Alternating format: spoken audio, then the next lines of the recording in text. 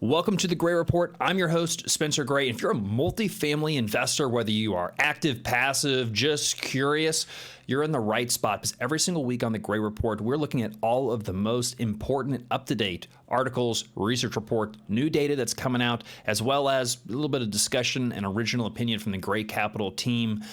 You want to stick around for the entire episode because we're talking about the redemptions and from BlackRock's BREIT, as well as the redemptions going on with Starwood. We have investors pulling out of some of these REITs, but why, if multifamily is set up in such a good position, as we will see on the Yardi Matrix report that we're going to cover at the end of the report. So stay tuned. We got Matt Bosnagel, Director of Communications and Marketing, here on the Gray Report. Once again, let's get into this week's episode.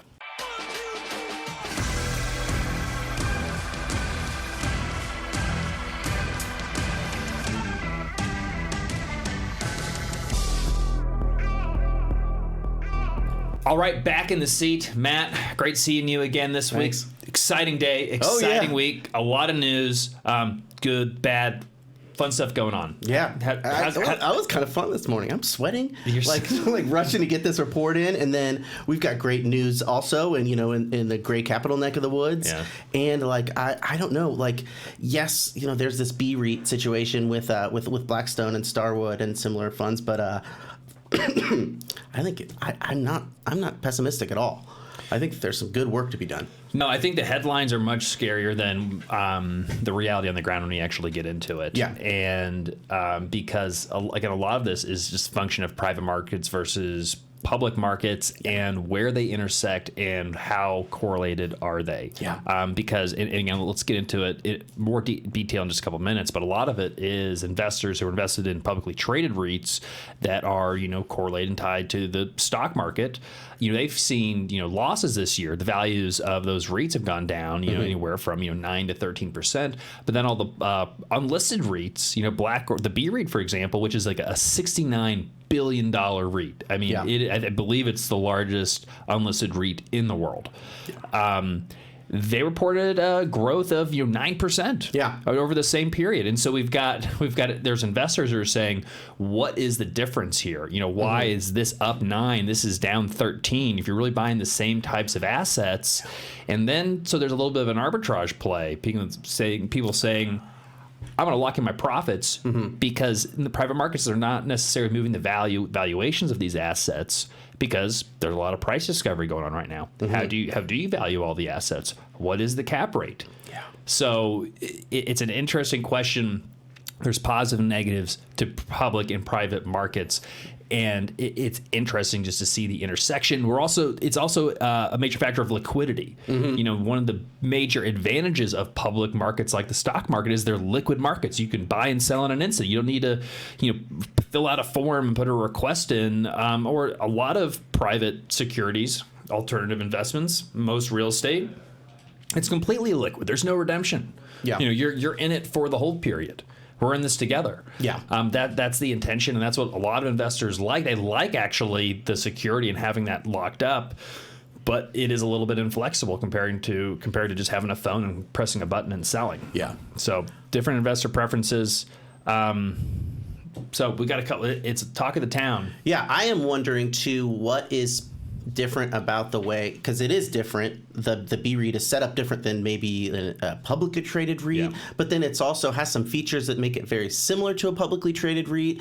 And then, but then there's also this idea of how do they get the 9% when other ones don't? Is there something that they're doing that is not as open and is acting as kind of a filter between the actual price of their assets and their performance of the BREIT? Well, I think it's more of the public markets. The value of those shares are traded on the public market. At every given second, a new investor can make their determination of the price and buy or sell, whether they feel like that price is a good value, fair value. Yeah. Whereas on, unlisted REIT, there is no publicly, you're not trading it publicly. To get out, you have to fill out a form and an application, and they can only redeem so much during a given month, and that's really that's been the issue, and that's the headline, is that they've run into these limits of how much that they can return in a month and in a quarter, and it's relative to the net asset value of the fund. So, for example, in BlackRock's BREIT, they have a provision in their partnership documents and their operating agreement that limits redemptions up to 5%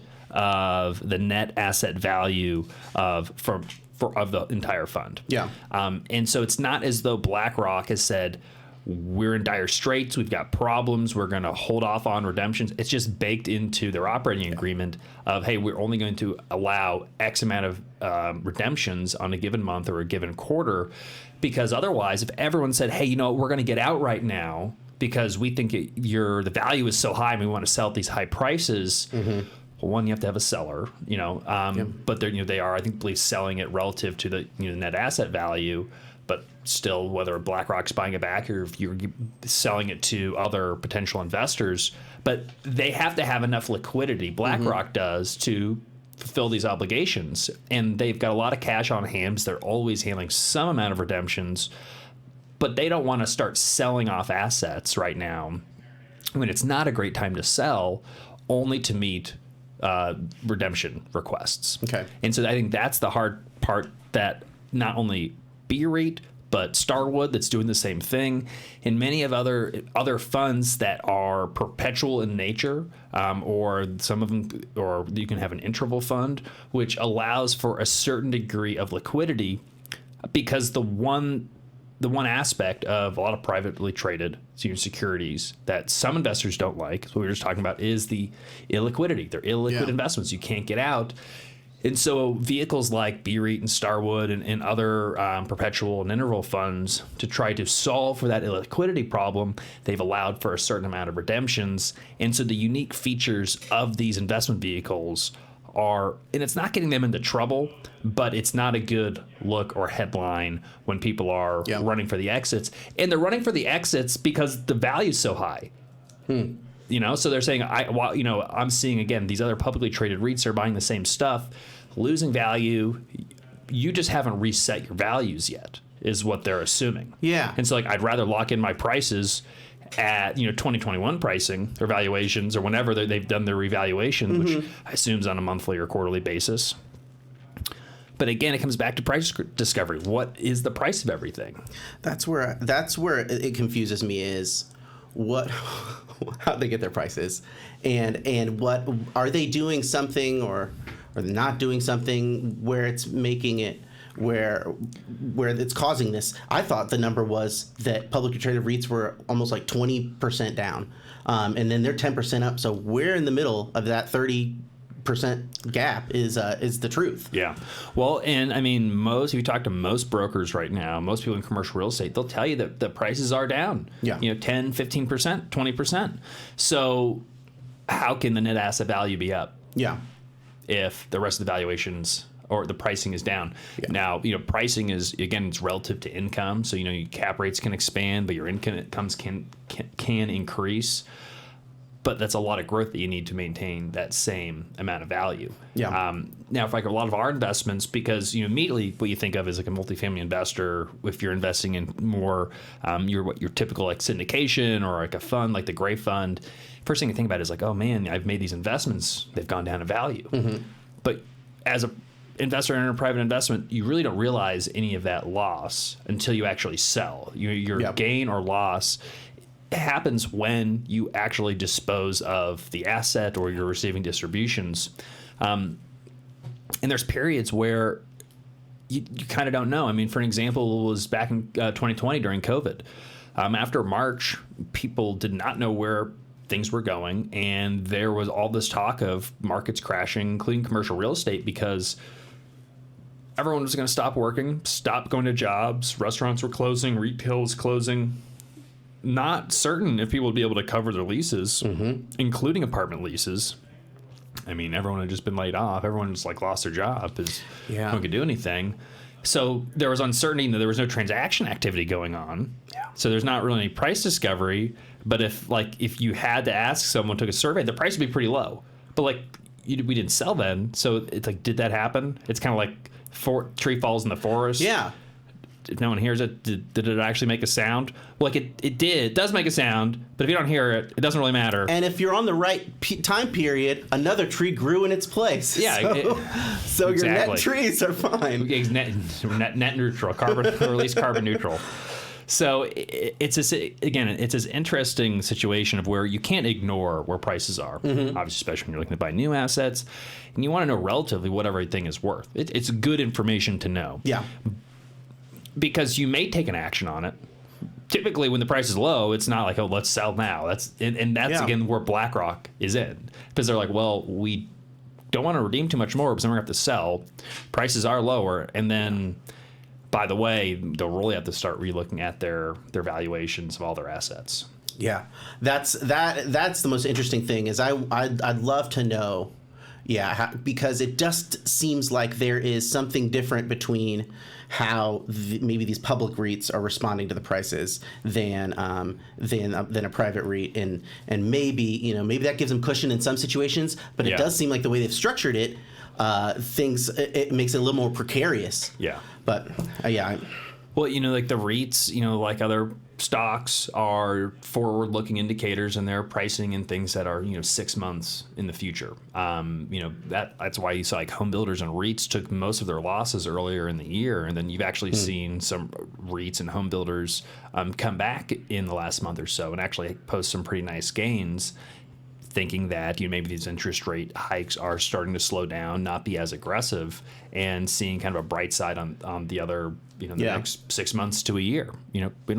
The markets may change their mind tomorrow, but so again, that's the difference. But with that market activity, it gives it that kind of a looking glass into the future. Yeah. But on non-traded REITs, again, they're not traded, so you don't have that type of market information and that type of forward-looking indicators on a unlisted REIT. But again, that's where the intersection is. People are looking at publicly traded REITs and non-traded REITs, and they're seeing a huge difference. Yeah. In general, though, when you look at returns, people confuse REITs with buying real estate. Now, REITs are certainly associated with real estate. They're real estate investment trusts. They're companies that they go out there and they buy and often manage the real estate. But as a shareholder of a REIT, you are not a owner of real estate. You are a shareholder in a company that is in the business of buying real estate. And then you get a dividend for being a shareholder of that REIT. But it's not the same. And so when you look at the return profiles of REITs versus private real estate, especially in environments like this, in a stagflationary environment or in a recession, the private real estate almost always significantly outperforms a publicly traded REIT. Publicly traded REITs more act like a short-long bond over time, and that may be the objective that an investor is going to go for, but it's not typically all of the attributes or reason why someone would want to invest in real estate. And that's where syndications and like a fund like the Gray Fund that's open to accredited investors only, provides some insulation to public market volatility. Yeah, that's one of the reasons why people do it. They don't have to worry about what the market's going to say tomorrow, because it's like, well, we're going to sell it in 5 years. I care about what the price is in 5 years, not today necessarily. Yeah, I would like to know, but it is that is the most interesting thing is how much you open it up. You're making it more convenient for investors. Yeah, but you're opening up to a lot more risk. Well, it's definitely a problem to solve, and it is a good solution. It's just in events like this that are dynamic, that some of these solutions and mechanisms can start to, and it's not. I was going to say start to break, but it's not breaking. It's actually working pretty well. Yeah, they've put these limits in for a reason of saying, it's. Just because they can't facilitate unlimited liquidity doesn't mean it's wrong. Yeah. And it doesn't necessarily mean that commercial real estate isn't a bad place. But so, the underlying takeaway here is that I think the headlines may be running the narrative in a more negative fashion than the reality is. And because the headlines read more like bank run. And like an investor running to the door because it's like, well, they're pulling their money out. I better pull my money out. Let's all pull our money out. The language of infection. Yeah. So, and again, I think it's more of a function of the structure of these investment vehicles. Yeah. More than, and it's not like estate. I mean, it's not like FTX. No, it's not. But I think that there's going to be some news anchors that say, in the wake of the FTX, another large fund is going under. Because they think that it's the same. But it doesn't seem like, and I don't think even in a really terrible case for Blackstone, I don't see it like moving the market significantly if they're forced to sell some of their assets. They still don't have all of. It's not like they own everything. No, I mean they did just sell. I mean I think they just completed a sale of 2 Las Vegas casinos. So they are selling things. I'm sure that the part of this demand they may look to. Well, okay, where can we trim our portfolio? It's a $69 billion portfolio. I'm sure there are some assets even in this market, which is not a seller's market by any chance of the imagination. I'm sure they've got some assets they can still trim and be fine, and they've made a lot of money on. But again, that comes to this problem: is if they didn't have to meet these redemption requests, would they sell? Yeah. If it was me, I wouldn't be looking to sell right now. And so it's like a type of forced selling that's not distress, because I still think that they would want to get a good price in a disposition. But it could get to a point where they are a forced seller. And so, again, it's not going to be their whole portfolio. But, I mean, you could see some downward pressure on pricing because of, if they're unloading a lot of assets in the market, but I just don't see that happening. Maybe if it was like a specific market, it might affect it. But there is, it says this quote when the Wall Street Journal says, still, if the number of investors asking for their money back keeps growing, it would likely become a problem for the real estate market. That is because funds that need to raise cash to pay back their investors often have no choice but to sell buildings.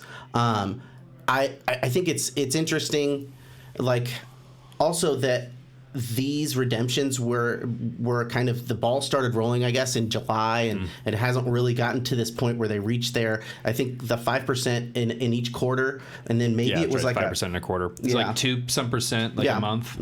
Yeah. So that sounds right. My thought is, like, if you're a patient investor looking for an opportunity, you could see this as a buying opportunity. A lot of properties already are kind of facing the reality. A lot of sellers are facing the reality that, like, okay, things are different. It's not 2021. Interest rates are higher. I've got to attract buyers.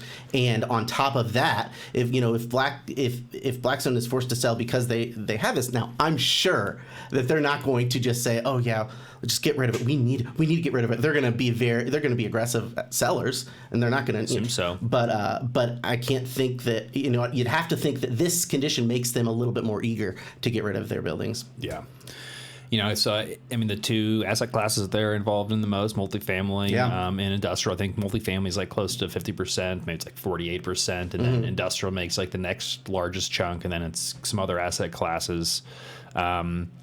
So again, multifamily is a big market, and maybe in some of the specific regions and markets that they're in, they've got a lot in the Sun Belt and, in some other, large primary markets. Yeah. Again, I don't know if they have such a concentration in one market that they can really move things.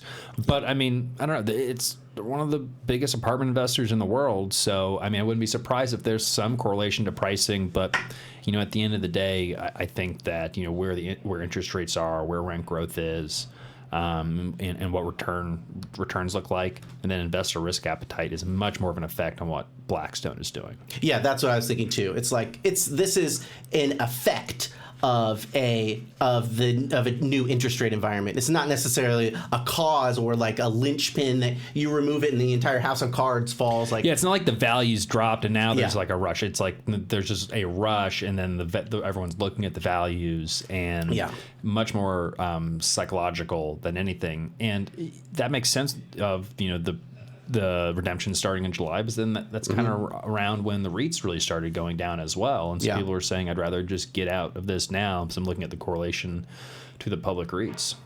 Yeah. Like I said, I think that there is also this emotionality.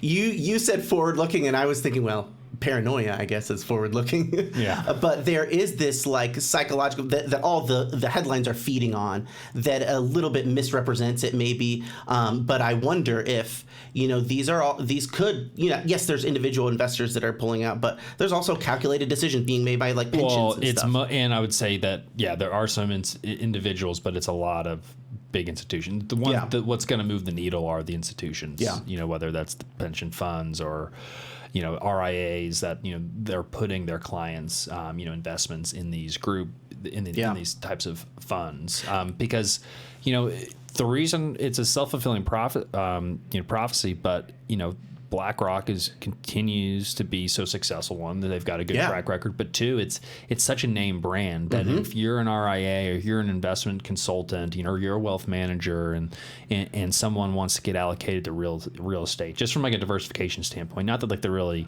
into real estate, they don't want to actually buy real estate or invest in real estate. They don't want to really take the time. Someone may say, well, to get a more efficient, sharp ratio and better portfolio diversification, why don't you buy some BREIT? Because it'll also be uncorrelated to the market, and it's Blackstone, so you know it's good. I mean, it's the name brand of Blackstone, and that is just it. People won't necessarily feel like they need to do the due diligence or look into it because it's like, all right, sure, what we're going to get. I think that it was the Financial Times. It was either that or the Wall Street Journal article had a description of how Blackstone had this like investment university that they would take and train up RIAs and investment advisors to cool.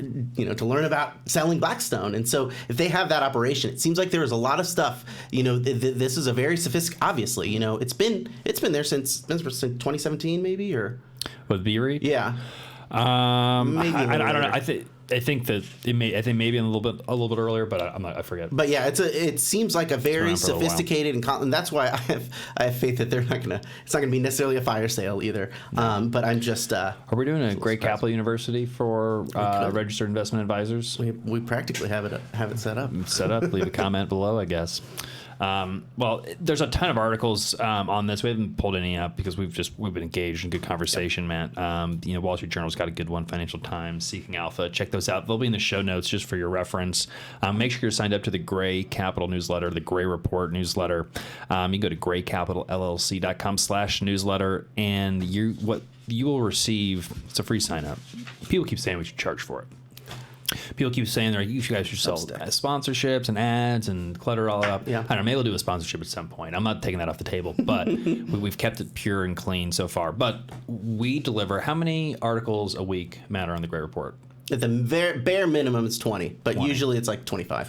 So it can be a lot, but it's like the full digest of everything going on in multifamily, commercial real estate. You get a little Sunday update, yeah. You get a little Sunday update, a little teaser, what's going on. So it's the best multifamily newsletter on the market right now. The reviews don't lie. The screaming fans don't lie, Matt. The comments don't lie. And so it's a critical tool for anyone interested in multifamily. So you can go to graycapitalllc.com/newsletter to sign up. You can also just go to grayreport.com. We've got to sign up there, and you can check updates every single minute of the day. So let's talk a little bit about this because, so people want redemptions from BREIT. The sky is falling. But is it really, Matt? I kept thinking of time horizons, and if you're thinking about the last 3 months, it's horrible, or really sad. But that is fundamentally what these short term, if you can get in and get out of a BREIT. Then maybe you do think very short term because that is how the price is moving. But then if you're if you're in like a 5-year investment project with a multifamily asset, then suddenly these short term things mean a little bit less. Yeah, if you need your cash in a year, maybe within 2 years, you might not want to look at private investments, alternative investments. And I think that's kind of the thrust of this Yardi Matrix research bulletin is that 2022 is going to end up as a pretty dang good year for multifamily. Now, yes, it was incredible growth in the first half that petered out in the second half, but ultimately, still on average, the gains outweighed the losses. Now, it doesn't say anything. It maybe says something about like 2023. There, it probably will be a little more moderated from this year, but still, this year was what had some significant growth. I think that, and like I said, the BREIT situation is fundamentally different from the state of the multifamily market. I think both on the investment side and significantly on the housing demand side. We're talking about multifamily. We're not talking about the performance of the company or anything. We're talking about the assets themselves and the renters that want to fill. There's slightly reduced renter demand, but the fundamentals are still strong, very strong, I think. And I think that if the funds were more restrictive, they might be able to weather a temporary increase in interest rates. But like we said, now these REITs are having to deal with that bank run psychology. My question is, and I said this before, but it bears repeating maybe, is will this troubled group of REITs, not just Blackstone's, but maybe Starwood's SREIT and other similar REITs, will there be a kind of contagion that causes meaningful multifamily prices to drop? If this BREIT, now I think some figures have it like 69 billion, but in gross assets, I guess, which includes leverage, BREIT has 169 billion. And the 59 is probably the equity. Yeah, that makes a lot of sense. Yeah. But then a recent Collier's report, the multifamily sales volume was around 74.1 billion last quarter. Yeah. Now that's a good. So that's just a quarterly, yes, but still, like, that is a meaningful chunk. It is, but then I feel like we're getting in a conversation of like BlackRock selling, like BREIT selling, like and that's everything. a good point. And why? And They're like, not and why would they? They have no obligation to liquidate everything. Mm-hmm. That's why they have these thresholds in place. They never want to be. I mean, I haven't read through the entire BREIT, disclosures and PPM and all their documents, but these rules are structured in a certain way to prevent that. Mm-hmm. But putting these numbers together, I think, is what is going to cause further concern that I think we agree is relatively unwarranted. But yeah, I mean, 169 billion, and then if there's only, so essentially we're saying that there's a little over 220 some odd $1 billion of multifamily volume, transaction volume a year. Well, that if BREIT just sells everything, they're going to be flooding the market. Yeah. But they're not going to be selling everything. Yeah. Unless I don't know the unless, because things would have to fall so horribly out of place. And unless they're hiding some kind of like horrible revelation, which I really doubt that they could. It seems like at least that Blackstone is a little more probably open than some of the more private things. So, and if you go through and read the reports on the actual assets, their assets are performing really well. Yeah. Just like our multifamily assets and industrial assets are, across the country. Mm-hmm. Do they have some exposure to floating rate debt? I'm sure some, but they probably have a lot of exposure to fixed rate debt. I imagine that they've got a massive lending facility that allows all sorts of flexibility. Just knowing what we have access to, I'm assuming that the BREIT has some, hopefully, close as good as financing abilities that we do, which probably. Yeah. So I'm not concerned, but it will be interesting to watch, Matt. As you said, there's some sort of contagion in psychology that, again, may have nothing to do with performance of the assets or what the values may be in a couple of years, but just people can be nervous, and it'll be interesting to see, because just getting ready for today, I saw that the Starwood redemption story was starting to pick up steam as well, and so there's a lot of unlisted REITs out there. It'll be kind of.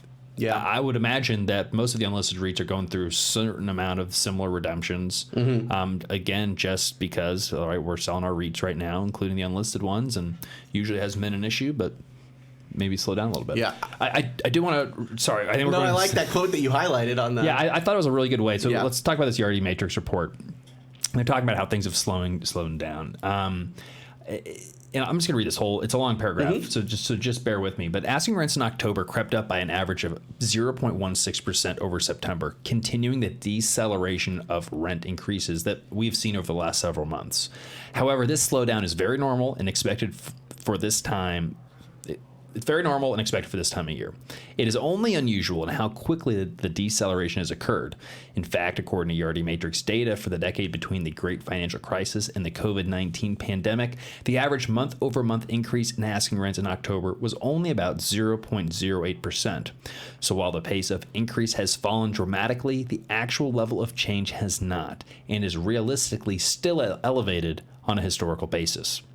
However, and this is the part that I highlighted, however, slamming on the brakes in a speeding car is going to feel far more jarring than slowing down in a parking lot, even if the final speeds are similar. Yeah. So, yeah, we've been cruising at, 120 miles per hour and, pulling the handbrake. There's a little bit of a different feeling in the vehicle than of a slow roll to stop. Yeah. And again, it's like this psychology, and you can't blame people also because, and this is my big question mark. I don't think it's going to happen, but what if we continue this, what it is, a seasonal rent deceleration? What if it continues in December, January, February, and it never picks up? That's the fear, I think, that is driving these people to get redemptions. Which, I think that that's not on your radar, and if you're not baking that into your pro forma, I think you could be missing out because, something that's kind of universally been predicted is, some sort of recession in 2023. Mm-hmm. The consensus more recently, as in like the last couple of weeks, is that, well, maybe we're going to be able to stick a soft landing. It's not going to be that bad, maybe. Yeah. We'll see. That narrative changes. Like literally 2 weeks ago, it was a soft landing has been taken off the table as an option. And then now it's like, well, it looks like that soft landing. Maybe no one knows. Yeah. But if there's a recession next year, when we're basically in a stagflationary environment where like some costs are going to be going up, but maybe rents won't be because they've gone up so much over the last 18 months, 2 years. Yeah. Again, it's just another case where having the right time horizon, and because none of the reports that I've read are expecting a multi-year, several years of stagnation. No. Every single data report from every single source is that, because of just like the macro environment next year, right now, next year may be a little bumpy, but over the long term, the fundamentals are like very clear in terms of supply and demand, housing need. We're going to be in a good spot, over the long term. And so today, the risk is, so there's a risk. You buy now with a risk of needing to hold on for a little while because we don't know when the market's going to recover. Mm-hmm. It could be next year, it could be 3 years from now, it could be 5 years from now. Or do you just sit out, lose on any opportunities to buy anything, and maybe you miss out and dodge a bullet and you're able to buy prices when they're even lower. Yeah. Could be a good opportunity. Or prices don't decrease and they keep moving up, they're flat, and then they eventually continue to rise. You've just missed out on buying a lot of assets. Yeah. I have a question, and I've probably asked it before. Do you think that that people are more nervous now than they were at the beginning of the pandemic? It's a good question. I think it's different because in COVID there was so much fear about just like the virus in general and what was going to happen, and I think people were like rushing to conclusions on some things, and people were just like stopping. Because people were like literally like everyone stopped. Nobody knew what was going to happen. No one knew what was going to happen. Everybody got sent home, and everyone's like, we're not doing anything, and you can't go on site. There's nothing that we could even do. Yeah. And so people were just like, well, I'm just not going to be buying anything because it could get really bad. We're going to look at collections. Everyone was the fear was no one's going to pay rent, and like collections were going to be like 50% or 70%. Yeah. But that ended up not happening.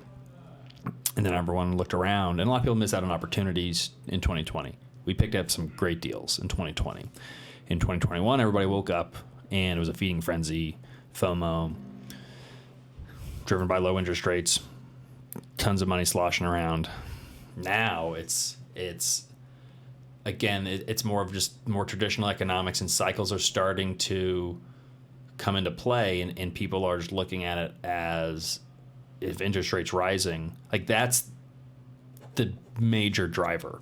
Yeah. I mean, back in 2020, interest rates were low and they got lower. And I remember when the 10-year dipped below 1% in 2020. And I think I put a video on like Instagram or something saying like, you know, what this means is borrowing costs are going to go down. It means people can pay more money for apartments. This means that our prices have just gone up. Well, they hadn't gone up as in a realized way, like we were just talking about. They don't go up until you actually sell them and you realize the gain. Yep. But the opposite is happening today. Interest rates are going up, and so if that same logic applies, well, the values are down. Yeah.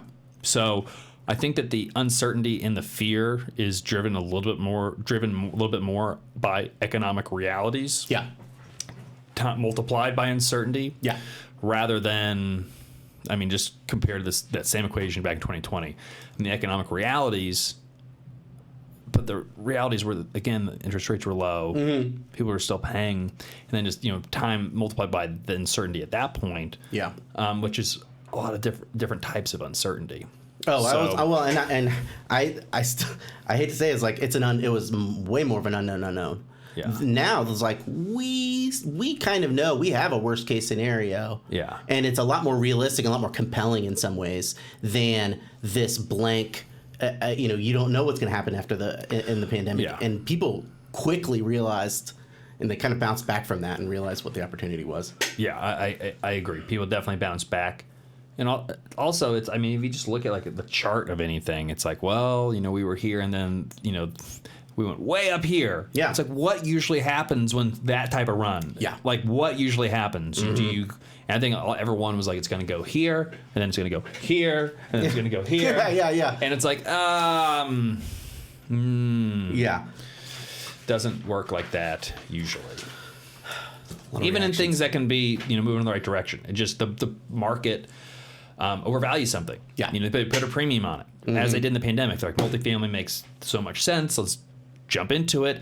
Oh, we're paying 2%, 2.5%. Well, I can pay whatever. And then, there's 20% rent growth. So I can pay a 3 cap or a 2 cap because I'm going to get 20% rent growth for the next, 5 years, which why anyone ever thought that is beyond me. So it was just like an ether, fever dream, fear and loathing style. Like, let's just go and I agree. I specifically remember talking about this in it was like late 2021 almost. And it's like, what are we going to, everything keeps going up and up and up. It's like, you get kind of nervous and like waiting for something to happen. And we thought we were being a little aggressive. Like usually people call us conservative, but we felt like we were getting aggressive. Yeah. And some of our investors who weren't up to speed on what was going on in the market, they're like, man, some of these assumptions are really strong. I'm like, I know they seem crazy, but this is what's happening right now. This is what's happening right now. We're not forecasting for future years, but this is right now, this is happening. And they're like, I don't know. And then so we're like, all right, this is the price, we're going to have low cash flow going in, but we think it's a good deal. And then, and our offer is $1 million. I'm just taking an example of many examples of deals we tried to buy in 21. Yep. We're like, okay, it's, $70 million whisper price. We're like, all right, well, okay, 71. Yeah. 71. Like the deal gets brought to us first. And they're like, hey guys, I think they want to move quick. And in our mind, I'm like, okay, I'm sure they're going to bring it to market because everything gets bid up. And they're like, but we'll put an offer in front of them right now. Let's get going, sign it up. Let's get moving. $1 million over ask, which usually the deals might get to asking price at the end of a best and final or just under. $1 million over ask, $1 million hard money, non-refundable. No, they're going to bring it to market. And then it goes $6 million over the asking price. I remember you started saying these numbers oh, I remember the story behind these. We're like, what? Yeah. We're like, okay, it should have gone for 70, which was a crazy valuation. We reached a 71. And then you say went for 77. Yeah. And we're just like, how does that buyer make sense of that? And sometimes I would ask, but sometimes we'd even know the buyers. Mm-hmm. Like, tell me how you made sense of that. Like, love the asset. It's a great property. Mm-hmm. But like, how do you justify that? And they're like, well, it's like a generational play. Like, we're buying it for the long term. Yeah. Like, we're going to hold it for 20 or 30 years. Oh, wow. Like, we don't really care about cash flow, which is like, and I get all that. I get the first part that we're looking for cash flow because our investors are looking for cash flow. So it's like, it doesn't work for us, but it takes that. I mean, it shows, I mean, you can't just pay anything for anything. Yeah. But if you do have a long-term vision, I don't think too many people would say like the price for an apartment unit. Let's say they paid a 10% premium. Yeah. I think that the price of an apartment unit is going to be up more than 10% in 10 years. Yeah. It could be, I mean, if we look at history, it could be up 50, 60, 70% in that period, or even more. And so that's they're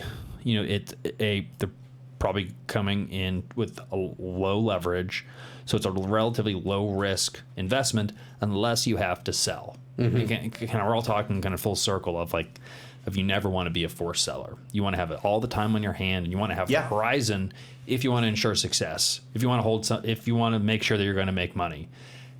And we've talked about this a lot. That might limit your maximum return. Sometimes, not always. Sometimes you have flexibility, but sometimes, like if you fit, like let's say you put a HUD 223F loan on it, which most syndicators don't do because one, it takes a long time, it's a lot of brain damage, it's a lot of work, but you can get 35-year amortizations for 35-year terms, but the prepayment penalties can be expensive. It's like 10% year one of the loan amount. It goes 10, 9, 8, 7, 6, 5, 4, 3, 2, 1. For every year, it drops down a percentage point. Last year, it's 1 or it goes away. Okay. But there's a lot of syndicators. So let's say the value goes up, pops up in year 2. Well, you're paying a 9% prepayment penalty. Yeah. The value has to go up so much to get across that threshold. But you don't have to worry about debt or interest rates for 35 years. Yeah. So, you're trading the ability to pop it next year. And you still could. You could sell on an assumption. The loans are assumable. But, a lot of buyers might not want to assume that loan. Yeah. So you have to assume it's going to be you want to assume it's going to be a 10-year hold. Lower risk, but where you're trading is not being able to punch 50% IRR in 13 months. Yeah. Still a lot more, a lot less aggravating, a lot less scary to me. Yeah, I think having people able to jump in and out. Yeah, no, and I totally respect the guys that are they're getting in there, fixing it, flipping it out, just churning and burning. Like, if you can do that, like, you can make a lot of money doing that. You can turn a lot of capital and grow a lot of capital, but risk equals return, kind of at the end of the day. So, Matt, any closing comments on the Yardi report? It's a relatively short report, but I think it's good. I mean, it's overall basically saying that the fundamentals of supply and demand for multifamily are relatively stable. They also say that the consumers in a relatively good spot. Yeah. Consumer spending via retail sales were up 1.3% in October, biggest jump in 18 months. And then also, according to Goldman Sachs, they're estimating that households have drawn down about 25% of their excess savings so far and will have spent around 60% by year-end 2023. So people still have some excess savings. Additionally, the labor market remains tight with 261,000 jobs added in October, and while unemployment rate ticked up to 3.7, this report's from October, came out November 30th. It is still near historic lows. We do expect a recession to occur sometime in the second half of the year, but so far it appears likely to be relatively mild and short. So you can tell they wrote this at the end of November, even though it's based in October. Yeah. Single-family homes, pretty weak. No real news right there. Financing, interest rates are high. Again, not really any news for Gray Report subscribers. Now, and they basically are saying none of this is really surprising. But they have revised their 2022 end-of-year outlook from 6.9% rent growth to 7.6% largely due to the continued overperformance by many mid-sized markets in the Southeast and Midwest. That's another thing. Is like, maybe things are going to be bad. Maybe they sell off a lot of Sunbelt properties, but ones in the Midwest continue to perform strongly. Yeah, and they're projecting in 23 3.7 to 3.5% rent growth. Okay, and that's pretty healthy. That's higher than the average. I mean, the average is typically 3% rent growth is like the standard assumption that people make. 3% rent growth, 2% expense growth. Now, and that I'd say would probably still be different is that I think it would be appropriate to be using, maybe 3 point, call it 4% rent growth. Maybe really aggressive, probably fine.